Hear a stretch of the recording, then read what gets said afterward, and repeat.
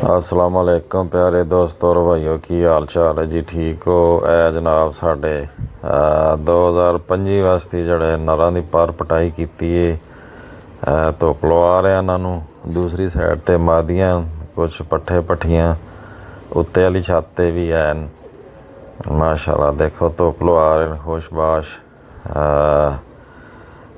मज़े कर रहे हैं। ते जनाब 2025 वास्ते best of luck Mirza Hasnain Baig Mirza Mazhar Ali Baig नूं अल्लाह पाक कामयाबियां देन ने। माशाल्लाह सारे चेक होए टेस्ट होए ज़्यादातर अपने घर दे पट्ठे पट्ठियां जवान होए जनाब, टेस्ट होए माशाल्लाह। नेरियां दे भी पाकट न, कुछ पुराने भी हैं इन्हां दे विच। दूसरी साइड ते वो दरवाज़ा खुले जड़ा उधर मादियां भी हैं अंदर ए उत्ते वाली छत ते छड्डे जनाब।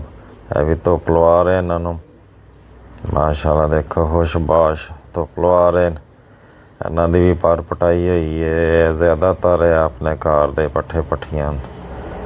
हाँ जी, मैं फिर अज दोस्तों भाइयों शौक कराइए, अज छुट्टी सी ते माशाल्लाह ज़रूर कहा करो, अगले की हौसला अफजाई होंदी है।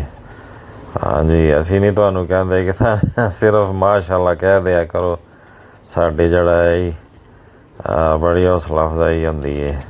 बहुत बहुत शुक्रिया सारे भाइयों का, साड़ी तुसी वीडियोज़ देखते हो। तमाम भाइयों का दोस्तों का शुक्रिया जड़े जड़े साड़ी वीडियो देखते हैं। अल्लाह पाक सारे खुशो खुरम रखना है। साड़ी उत्ते वाली छत ते जनाब वेखो जी रंग मारे उत्ते, वो वड्डा जाल पिछे भी है छोटा